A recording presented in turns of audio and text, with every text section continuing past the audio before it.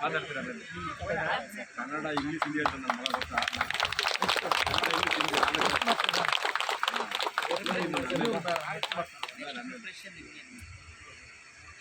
happy birthday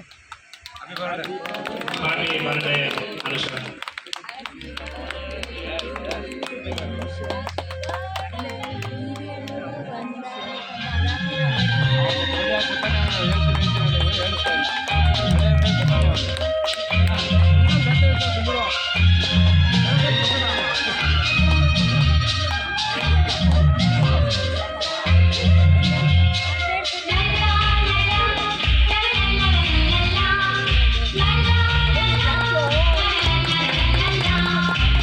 ನಗುತ್ತಾ ನಗುತ್ತಾ ಬಾಡು ನೀನು ನೂರು ವರ್ಷ